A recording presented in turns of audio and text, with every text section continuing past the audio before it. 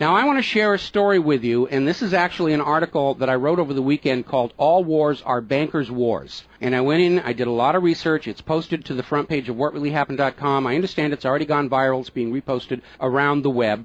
But I wanted to basically tell it to you here on the radio show. And it's a very long story. We're probably going to take the rest of the hour to do it.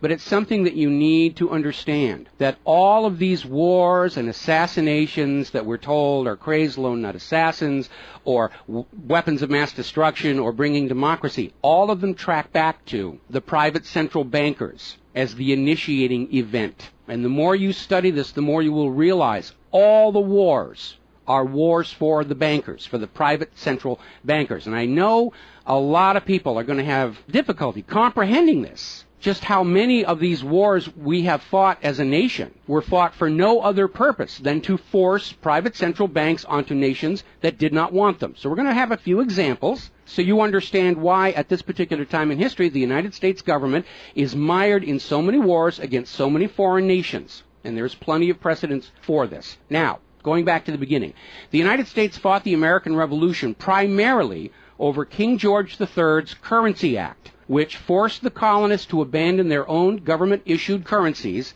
and conduct business only using printed banknotes borrowed at interest from the Bank of England. If you go back to the writings of Ben Franklin, direct quote, the refusal of King George III to allow the colonies to operate an honest money system which freed the ordinary man from the clutches of the money manipulators was probably the prime cause of the revolution. That's Ben Franklin. Now, our public schools don't teach that because you're not supposed to know that the bankers were really behind the American Revolution. After the Revolution, the United States adopted a revolutionary, radically different economic system in which the government issued its own value-based currency so that private banks couldn't skim the wealth of the people through interest-bearing banknotes. So the American Revolution was fought primarily to free the American people from King George III's Currency Act, which ordered them to conduct all business using printed banknotes borrowed at interest from the Bank of England. So the Bank of England was just, raking in wealth from the labor of the American people in exchange for ink and paper. And that fueled the anger that led to the American Revolution. Your public schools don't spend a lot of time on that, but that was really what it was all about. So the revolution was over, the United States was born, but the private bankers are nothing if not dedicated to their schemes to acquire other people's wealth, and they knew full well how easy it is to corrupt a nation's leaders. Now, just 1 year after Mayor Amschel Rothschild had uttered his infamous, "Let me issue and control the nation's money, and I care not who makes the laws," private bankers succeeded in setting up a new private central bank called the First Bank of the United States, largely through the efforts of the Rothschilds' chief supporter in the United States, Alexander Hamilton. Now, this First Bank of the United States was founded in 1791, and by the end of its 20-year charter, the First Bank of the United States had almost ruined the nation's economy while enriching the bank's owners.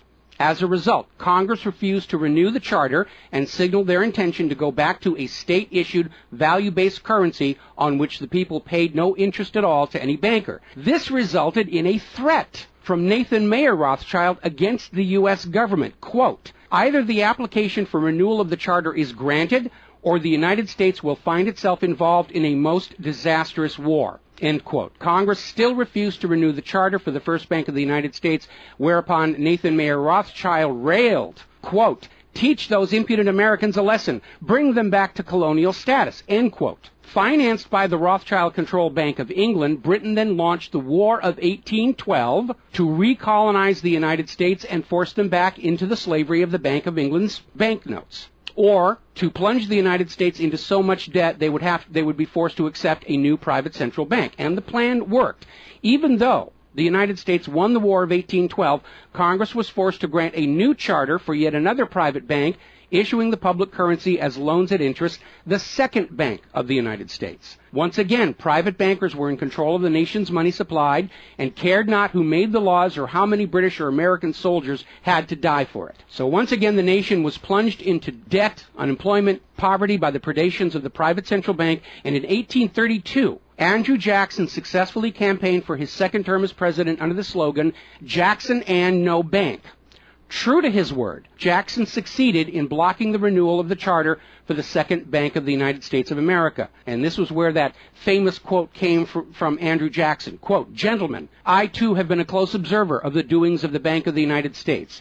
I have had men watching you for a long time, and I am convinced that you've used the funds of the banks to speculate in the breadstuffs of the country. When you won, you divided the profits amongst you, and when you lost, you charged it to the bank. You tell me that if I take the deposits from the bank and annul the charter, I shall ruin 10,000 families. That may be true, gentlemen, but that is your sin. Should I let you go on, you will ruin 50,000 families, and that would be my sin. You are a den of vipers and thieves. I've determined to rout you out, and by the eternal God, I will rout you out. End quote. Andrew Jackson. Shortly after the charter for the Second Bank of the United States expired, there was an assassination attempt on Andrew Jackson, and it failed when both pistols used by the assassin, Richard Lawrence, failed to fire. Later on, Lawrence explained the motive for the assassination by saying that with President Jackson dead, money would be more plenty. So it was an assassination motivated by the interests of the bankers.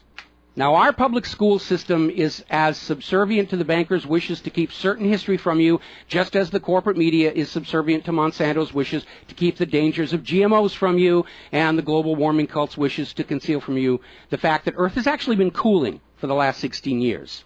So it should probably be no surprise that the financial dimension of the Civil War are not well known to the average American. It's portrayed in our history books and our popular media as an internal dispute over slavery, but in fact it was a war with global implications. When the Confederacy seceded from the United States, the bankers once again saw the opportunity for a rich harvest of debt and offered to fund Lincoln's efforts to bring the South back into the Union at 30% interest. Lincoln remarked that he would not free the black man by enslaving the white man to the bankers, and using his authority as president, issued a new government currency, the greenback. This was a direct threat to the wealth and power of the central bankers, who quickly responded. This is a quote from the London Times following Lincoln's issuance of the greenbacks. Quote, "If this mischievous financial policy, which has its origin in North America, shall become indurated down to a fixture, then that government will furnish its own money without cost. It will pay off debts and be without debt. It will have all the money necessary to carry on its commerce. It will become prosperous without precedent in the history of the world. The brains and wealth of all countries will go to North America. That country must be destroyed, or it will destroy every monarchy on the globe." So, goaded by the private bankers, much of Europe supported the Confederacy against the Union, with the expectation that victory over Lincoln would mean the end of the greenback. France and Britain seriously considered an outright invasion on the United States in support of the Confederacy, but they were held at bay by Russia. A little bit of history most Americans don't understand. Russia came to the aid of Lincoln's Union during this crisis. Now, at that time, Russia had just ended their serfdom system, and they had a state central bank similar to the system the United States had been founded on. Now, free of European intervention, the Union won the war, and Lincoln announced his intention to go on issuing the greenbacks. Following Lincoln's assassination, the greenbacks were pulled from circulation, and the American people forced to go back to an economy based on banknotes borrowed at interest from the private bankers. So finally, in 1913, the private central bankers of Europe, in particular the Rothschilds of Great Britain, the Warburgs of Germany, met with their American financial collaborators on Jekyll Island, Georgia, to form a new banking cartel with the express purpose of forming the Third Bank of the United States, with the aim of placing complete control of the United States money supply once again under the control of private bankers. Owing to hostility over the previous banks of the United States, the name of this third bank was changed to the Federal Reserve, in order to grant the new bank a quasi-governmental image. But in fact, it is a privately owned bank. It's no more federal than Federal Express. In fact, last year, the Federal Reserve successfully rebuffed a Freedom of Information lawsuit by Bloomberg News on the grounds that as a private banking corporation, and not actually a part of the U.S. government, the Freedom of Information Act did not apply to the operators of the Federal Reserve. So 1913 proved to be a transformative year for the nation's economy. First, with Congress' passage of the 16th Income Tax Amendment and the false claim it had been ratified. Here's another direct quote. "I think if you were to go back and try and find and review the ratification for the 16th Amendment, which was the internal revenue, the income tax, I think if you went back and examined that carefully, you would find that a sufficient number of states never ratified that amendment," end quote. That's U.S. District Court Judge James C. Fox in Sullivan versus United States, 2003. Later that same year, 1913, and apparently unwilling to risk another questionable amendment, Congress passed the Federal Reserve Act over the Christmas holiday in 1913, while members of Congress opposed to the measure were at home. This was a very underhanded deal, as the Constitution explicitly vests Congress with the authority to issue the public currency, does not authorize its delegation, and thus would have required a new amendment to transfer that authority to a private bank. But pass it, Congress did, and President Woodrow Wilson signed it as he promised the bankers he would in exchange for generous campaign contributions. Now, President Wilson later regretted that decision. You've probably heard this quote before, but you're going to get it again. Quote, "I am a most unhappy man. I have unwittingly ruined my country. A great industrial nation is now controlled by its system of credit. We are no longer a government by free opinion, no longer a government by conviction and the vote of the majority, but a government by the opinion and duress of a small group of dominant men." That was Woodrow Wilson writing in 1919. Now, 1 year after the passage of the Federal Reserve Act, World War I started, and it is important to remember that prior to the creation of the Federal Reserve, there was no such thing as a world war. Now, World War I actually started between Austria, Hungary, and Serbia, but quickly shifted to focus on Germany. Why Germany? They didn't start the war. Why was Germany the villain in World War I? Well, the real reason was their industrial capacity was seen as an economic threat to Great Britain. Great Britain's pound was already in decline at the time because too much economic emphasis was on banking and finance, and not enough was on agricultural development, industrial development, and infrastructure. It's very much like the situation we have in the United States right now. All the financial operatives, they want to play the Wall Street games, and other parts of the economy are being neglected. We've lost a great deal of our manufacturing. We're not the agricultural exporter we used to be because everybody's over there at Wall Street playing in that giant open-air casino. Now, pre-war Germany did have a private central bank, but it was under strict control by the German government to keep inflation at reasonable levels and to make sure that all of the German economy was being properly funded, just like Putin did with their central bank about a month ago. Under government control by the German government, investment was guaranteed to internal economic development, and as a result, Germany had become a major manufacturing technological power. They were exporting products that Great Britain could not compete with. So in the media of the day, Germany was portrayed as the main opponent of World War I. And not just defeated, it was flattened. Now, following the Treaty of Versailles, Germany was ordered to pay the war costs of all the participating nations, even though Germany had not started that war. This amounted to 3 times the value of all of Germany itself. Germany's private central bank, to which the German government had gone deeply into debt to pay the cost of the wars, was allowed to break free of government control. That led to the massive inflation of the Weimar Republic, followed, permanently trapping the German people in endless debt. And money speculators were running rampant, and it led to these situations where you had literally a whole basket full of paper notes to get a loaf of bread. Now, when the Weimar Republic collapsed economically, it opened the door for the National Socialists to take power.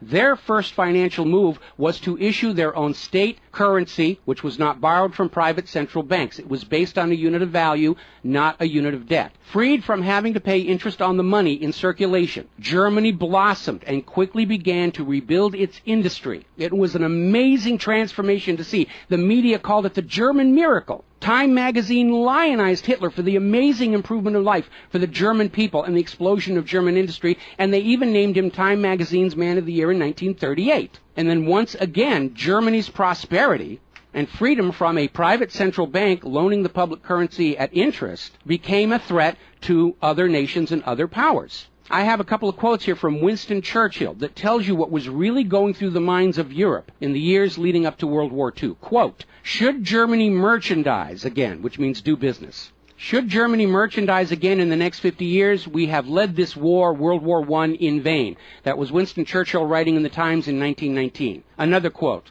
"We will force this war upon Hitler if he wants it or not," end quote. Winston Churchill in a 1936 radio broadcast. Quote, "Germany becomes too powerful. We have to crush it." end quote. Winston Churchill in November 1936 speaking to U.S. General Robert Wood. Quote, "This war is an English war, and its goal is the destruction of Germany." Winston Churchill, autumn 1939 broadcast. So it was all about economics and profitability. Now, Germany's state-issued value-based currency was also a direct threat to the wealth and power of the private central banks around the world. And as early as 1933, they started to organize a global boycott against Germany to strangle this upstart ruler who thought he could run his nation without a private central bank. Now, as had been the case in World War I, Great Britain and other nations threatened by Germany's economic power looked for an excuse to go to war. And as public anger in Germany grew over the boycott, Hitler foolishly gave them that excuse. Years later, in a spirit of candor, the real reasons for the war were made clear. Quote, "The war wasn't only about abolishing fascism, but to conquer sales markets.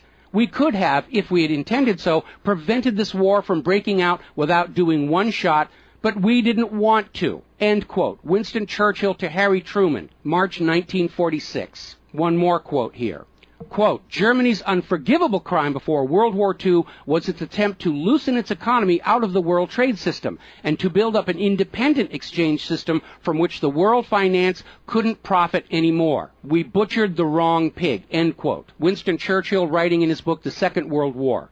Now, a little side note, we're going to actually step back in time to the years before World War II. A little bit of history a lot of Americans are still completely unaware of. And it involves a gentleman by the name of Marine Corps Major General Smedley Butler. In 1933, Wall Street bankers and financiers had bankrolled the successful rise to power of Hitler and Mussolini. Brown Brothers Harriman in New York, and they're still there. I saw them when I was there for the 9/11 anniversary. They were financing Hitler right up to the day war was declared with Germany. And these Wall Street financiers decided that a fascist dictatorship in the United States, based on the one Mussolini had in Italy, was going to be far better for their business interests than Roosevelt's New Deal, which threatened massive wealth redistribution to recapitalize the working and middle classes of America. So the Wall Street tycoons recruited General Butler to lead the overthrow of the U.S. government and install a Secretary of General Affairs who would be answerable to Wall Street and not the people, would crush social unrest and shut down all the labor unions. General Butler pretended to go along with the scheme, but then exposed the plot to Congress.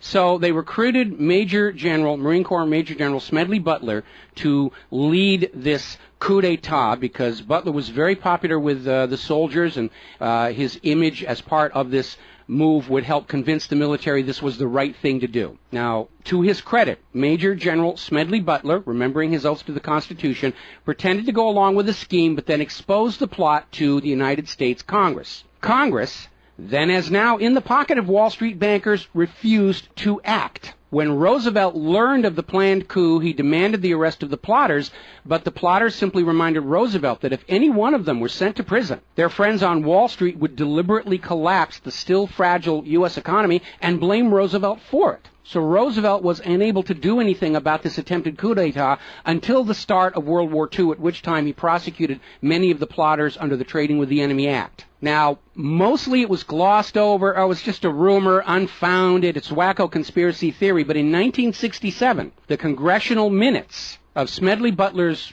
revelation to Congress of the coup were finally released to the public. You ever see this movie 7 Days in May, Kirk Douglas and Burt Lancaster, about an attempted military takeover of the United States of America? It was based loosely on this story. But of course, in the movie, the bankers being behind the Burt Lancaster character was completely removed from the script here. Now, Smedley Butler is also famous for writing a work called War is a Racket. And I would like to read you a quote from that. Quote, "I spent 33 years and 4 months in active military service as a member of our country's most agile military force, the Marine Corps. I served in all commissioned ranks from second lieutenant to major general. And during that period, I spent more of my time being a high-class muscle man for big business, for Wall Street, and for the bankers. In short, I was a racketeer, a gangster for capitalism. I suspected I was just part of a racket at the time. Now I'm sure of it. Like all members of the military profession, I never had an original thought until after I left the service. My mental faculties remained in suspended animation while I obeyed the orders of the higher-ups. This is typical with everyone in the military service. Thus, I helped make Mexico and especially Tampico safe for American oil interests in 1914. I helped make Haiti and Cuba a decent place for the National City Bank boys to collect revenues in. I helped in the raping of half a dozen Central American republics for the benefit of Wall Street. The record of racketeering is long. I helped purify Nicaragua for the International Banking House of Brown Brothers in 1909 through 1912. I brought light to the Dominican Republic for American sugar interests in 1916. In China in 1927, I helped see to it that the Standard Oil went its way unmolested. During those years, I had, as the boys in the back room would say, a swell racket. I was rewarded with honors, medals, and promotion. Looking back on it, I feel I might have given Al Capone a few hints. The best he could do was operate his racket in 3 city districts. I operated on 3 continents. General Smedley Butler, former U.S. Marine Corps Commandant, and he wrote that in 1935. So, now moving forward here. As president, John Fitzgerald Kennedy understood the predatory nature of private central banking. He understood why Andrew Jackson fought so hard to end the Second Bank of the United States. So Kennedy wrote and signed Executive Order 11110, which ordered the U.S. Treasury to issue a new public currency called the United States Note. Now, Kennedy's United States notes were not borrowed from the Federal Reserve. They were created by the U.S. government and backed by the silver stockpiles held by the U.S. government. It represented a return to the system of economics the United States had been founded on, and it was perfectly legal for Kennedy to do so under the Constitution.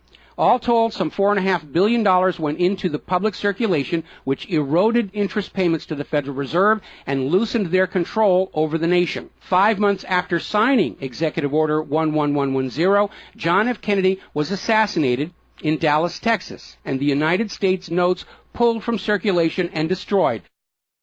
Following Kennedy's assassination, John J. McCloy, president of the Chase Manhattan Bank and president of the World Bank, was named to the Warren Commission. Now, I don't care how good a banker he is. He's not qualified to be investigating a murder, which is what we were told the Warren Commission was all about, to get the truth of the assassination. But we all know that the Warren Commission was there to cover up what was going on, and obviously we can presume safely that John J. McCloy's presence on the Warren Commission was to make sure the American public never got even a hint of the financial dimensions behind the assassination.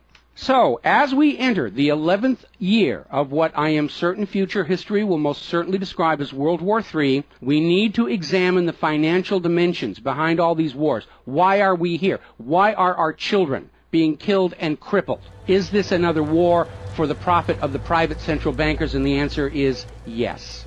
Now, toward the end of World War II, when it became obvious that the Allies were going to win and dictate the post-war political environment, the major world economic powers met at Bretton Woods, a luxury resort in New Hampshire, in July of 1944, and they hammered out the Bretton Woods Agreement for International Finance. The British pound lost its position as the global trade and reserve currency to the U.S. dollar. There are indications this was part of the price demanded by Roosevelt in exchange for the U.S. entry into the war. Now, absent the economic advantages of being the world's go-to currency, Britain was forced to nationalize their Bank of England in 1946.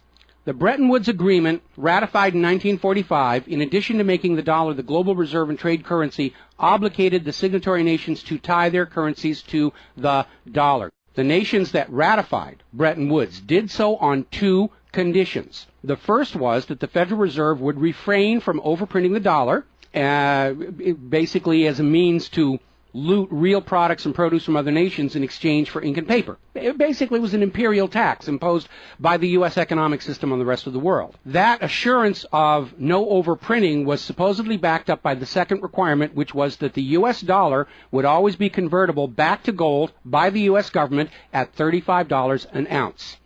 Now, of course, the Federal Reserve, being a private bank and not answerable to the U.S. government, did in fact start overprinting paper dollars, which were sent to other nations around the world, and under Bretton Woods, they had to send back products and produce and raw materials at full value. And much of the perceived American prosperity of the 1950s and 60s was the result of these foreign nations having to send real raw materials, goods, produce, back to the United States in exchange for these little pieces of paper with ink all over them, because they were forced to accept these paper notes as being worth $35 per ounce of gold. Then in 1970, France started looking at this huge pile of printed paper notes sitting in their bank vaults, for which real French products like wine and cheese had been traded, and it notified the United States government that they would exercise their option under Bretton Woods to return all those paper notes for gold at the agreed-upon $35 per ounce exchange rate. The problem was the United States had nowhere near the gold to redeem all those paper notes. So on August 15, 1971, Richard Nixon temporarily, nudge, nudge, wink, wink, say no more, suspended gold convertibility of the U.S. Federal Reserve notes. This Nixon shock, as it was termed at the time, effectively ended Bretton Woods, and many global currencies started to delink from the U.S. dollar. And it created another problem because the United States had been collateralizing their loans, money borrowed from other governments and foreign investors, with the American nation's gold reserves. And with the awareness that there wasn't enough gold to redeem all the Federal Reserve notes, lenders to the U.S. were starting to wonder, did the U.S. government have enough gold to collateralize their outstanding debts? Foreign nations began to get very nervous about the loans to the United States, and they were understandably reluctant to loan any additional money without some form of collateral. So what Richard Nixon did is he founded the environmental movement with the EPA and its various programs like wilderness zones and roadless areas and heritage rivers, wetlands, and all these other little different programs which all took vast areas of public lands and made them off limits to the American people, who are technically the owner of all those lands. But Nixon had no concern for the environment, and the real purpose of this land grab, under the guise of the environment, was to pledge those pristine lands and their vast mineral resources as collateral on the outstanding national debt. The multitude of all these different programs was simply to conceal the scale of the land grab and collateralization of the American people's heritage. And it actually today covers almost 25% of the entire nation, is now locked up by these EPA programs and pledged as collateral on government borrowing. Now, with open lands, available lands for collateralization already in short supply, the U.S. government embarked on a new program to shore up sagging international demand for the dollar. The United States approached the world's oil-producing nations, mostly in the Middle East, and offered them a deal. In exchange for only selling their oil for dollars, the United States would guarantee the military safety of those oil-rich nations. The oil-rich nations would agree to spend and invest their U.S. paper dollars inside the United States, particularly in U.S. Treasury bonds, which would be redeemable through future generations of U.S. taxpayers. The concept was labeled the Petro Dollar. In effect, the United States, no longer able to back the dollar with gold, was now backing it with oil, other people's oil. And that necessity to keep control over those oil nations to prop up the dollar has dominated America's foreign policy in the region ever since. But as America's manufacturing and agriculture has declined, the oil-producing nations faced a dilemma. Like France, they've got piles and piles of these paper notes and treasury bonds piling up in their vaults, and there really wasn't all that much except real estate they wanted to buy from the United States of America. Europe's cars and aircraft were superior and less costly. In more recent times, America's experiment with GMO food crops has led a lot of nations to simply avoid buying U.S. agricultural exports. Israel's constant belligerence against its neighbors has caused the oil-producing nations to wonder if the U.S. could actually keep their end of the petrodollar arrangement. So oil-producing nations started to talk of selling their oil for whatever currency the purchasers wanted to pay. Iraq, already somewhat hostile to the United States following Desert Storm, demanded the right to sell their oil for euros in 2000. In 2002, the United Nations agreed that Iraq had a right to sell their oil for euros under the Oil for Food program. 1 year later, 2003, the United States reinvaded Iraq, lynched Saddam Hussein, and placed Iraq's oil back on the world market, only available for U.S. dollars.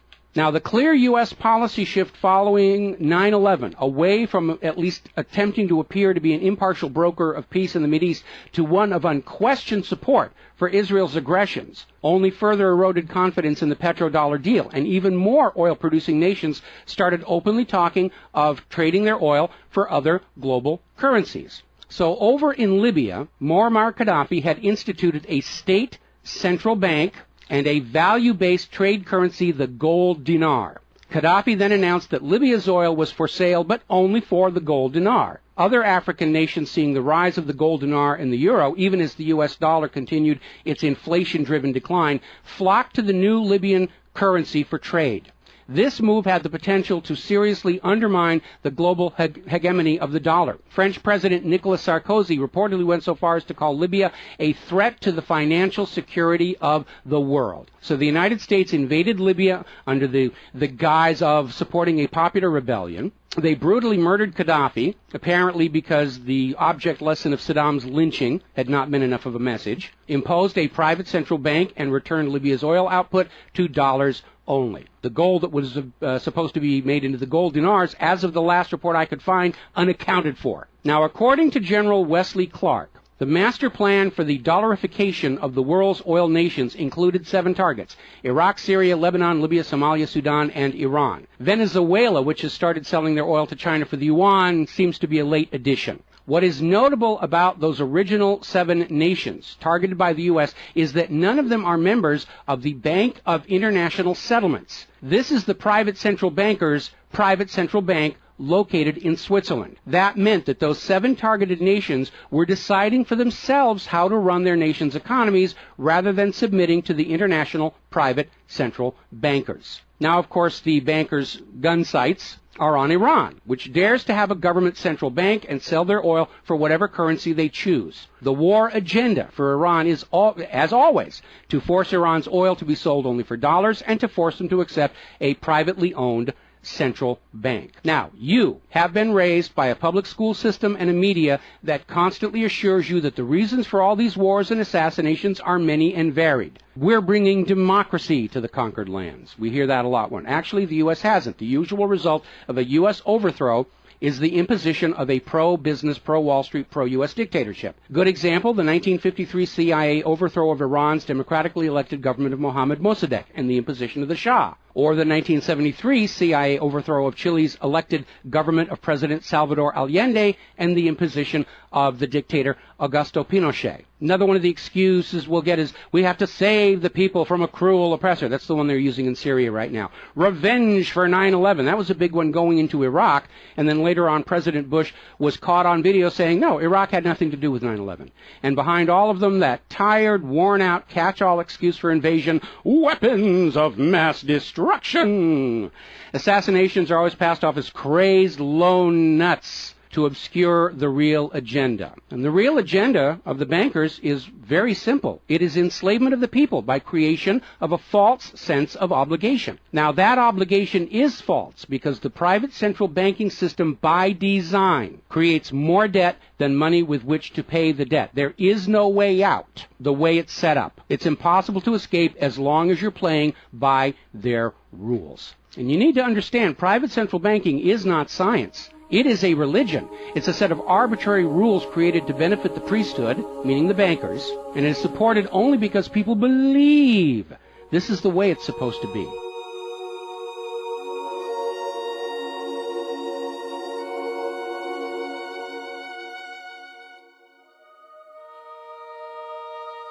It is a religion. It's a set of arbitrary rules created to benefit the priesthood, meaning the owners of the private central banks. The fraud persists with often lethal results only because the people are brainwashed into believing that this is the way life is supposed to be, and no alternative exists or should even be dreamt of.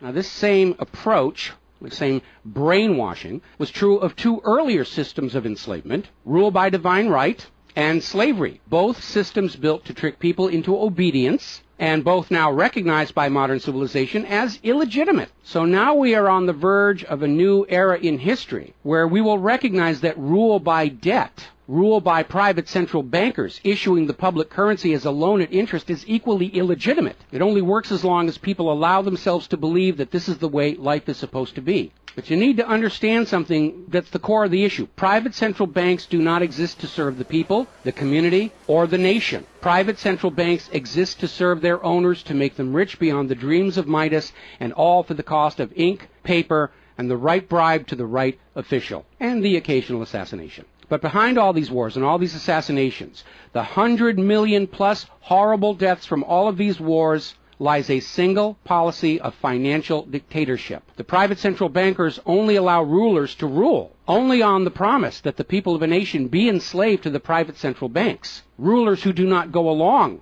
with that will be killed. Their nation invaded by those other nations still enslaved to the private central banks. The bankers themselves don't fight these wars. Their children are not in these wars. A nation tries to break free of the private central bankers like Libya. All the other nations under the bankers' control pile on and destroy them. This so-called clash of civilizations you are being told about by the corporate media, it's really a war between banking systems, with the private central bankers forcing themselves onto the rest of the world, no matter how many millions must die for it. The constant hate-mongering against Muslims you see in the corporate media lies in a simple fact. Like the ancient Christians, prior to the Knights Templars, Muslims forbid usury or the lending of money at interest because they saw in ancient times, like Rome, how these banking practices could destroy an entire society. And that is the reason our government media insists that Muslims have to be hated and killed and converted. They refuse to submit to currencies loaned at interest. They refuse to be debt slaves. That makes them a threat to the natural order of the world, the new world order of global fascist dictatorship. So, off to war your children must go to spill their blood for the money junkies' gold. We barely survived the last 2 world wars. Now we're going into the third one in the nuclear bioweapon age. That is very dangerous. We have to ask ourselves, are the private central bankers willing to risk incinerating the whole planet to feed their greed? Apparently so. You as parents, as siblings, as spouses, need to ask yourself, do you really want to see your loved ones in uniform, killed and crippled, all for a bank balance sheet? But the whole point of this article, the whole point of what I'm sharing with you today, and this is all history, you can go out and hunt it down for yourself. Behind all the flag waving, behind all the propaganda, behind the crazed lone nut assassins, weapons of mass destruction, all of the modern wars this nation have fought are wars by and for the private bankers, fought and bled for by third parties unaware of the true reason they're expected to gracefully accept being killed and crippled for. And the process is quite simple. We've explained it before on this show. As soon as the private central bank issues its currency as a loan at interest, the public is forced deeper and deeper into debt. When the people are reluctant to borrow anymore, that's when the Keynesian economists demand the government borrow more to keep the pyramid scheme working. When both the people and the government refuse to borrow anymore, that is when the large wars get started, to plunge everyone even deeper to debt to pay for the war, and then after the war to borrow even more to rebuild. And when these horrible wars are over, the ordinary people have basically what they had before the war, except their graveyards are a lot larger, and everyone is in debt to the private bankers for the next century. That is why Brown Brothers Harriman in New York was funding the rise of Adolf Hitler, because war is the bankers' richest harvest. We all need to recognize this is what all these wars have been about. Private central banking, enlarging their domain, imposing their will on nations that do not want it, imposing their system on the rulers of nations who do not want it. Bribery, blackmail, assassination, they will do anything to maintain their stranglehold on the productivity of the world's people. And as long as private central banks are allowed to exist, inevitably, as the night follows the day, there will be poverty, hopelessness, millions of deaths in endless world wars until the earth itself is sacrificed in flames to Mammon. The path to true world peace lies in the abolishment of all private central banking everywhere and a return to the state-issued, value-based currencies that allow nations and people to become prosperous through their own labor and development and efforts. Now, I mentioned the Knights Templars.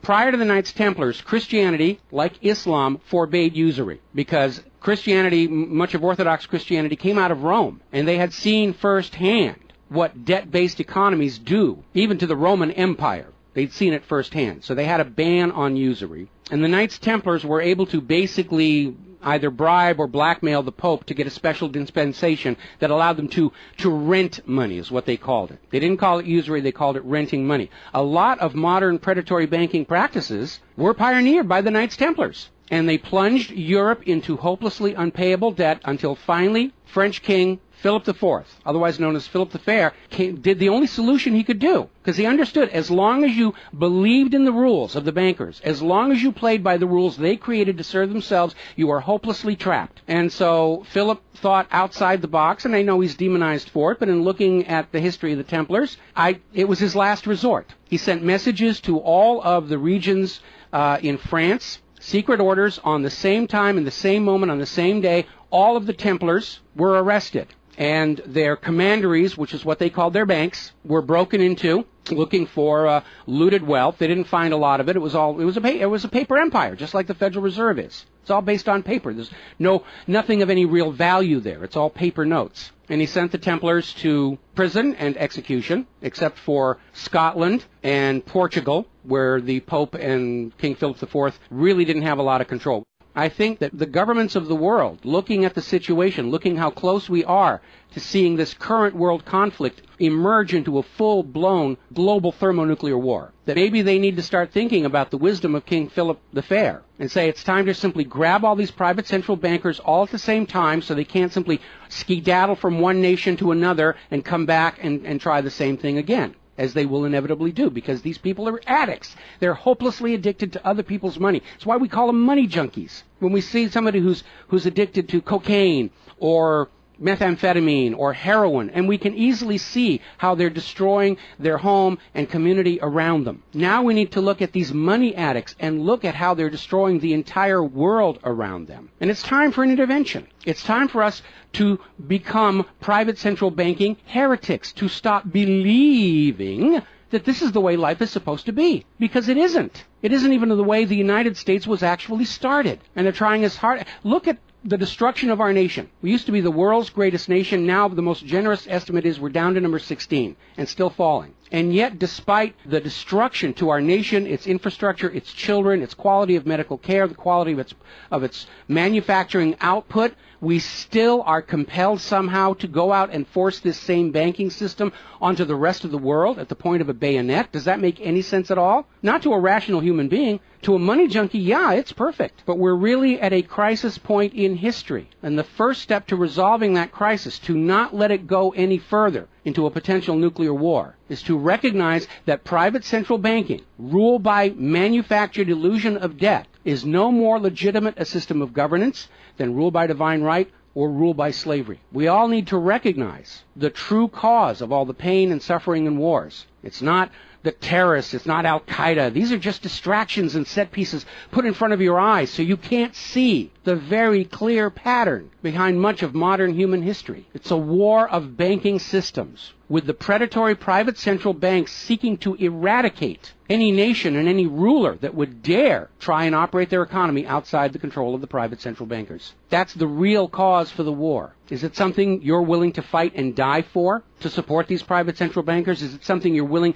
to let your sons and daughters and brothers and sisters be blown to bloody bits for, so the money junkies can have their latest fix, just a little tiny bit more gold or a little larger number on the bottom of that brokerage statement, so they can have today's thrill, their fix of money that is bought with the blood of your children? I don't think so. But the time has come to point out what really is the cause of all causes behind all the wars and suffering that our planet is having to endure and our people are having to endure. The common enemy of all humankind are private central banks issuing the public currency as a loan at interest. And as history will show, they will do anything, up to and including global wars, to keep their lock on yours and your children's future economic well-being and productivity. We're not a free society. Media will tell us that we're free, but we're not free. We are slaves. Our slave chains are made of paper, and that paper is the Federal Reserve note. Too few of our leaders have tried to stand up to this system of enslavement, usually with lethal results. But if all the people of the world at the same time stand up and say no more private central banks, it will come crashing down, just as slavery did, just as rule by divine right did, and then we'll be embarking on a new era in human history, where the emphasis on social development is on the people and not on the money junkies.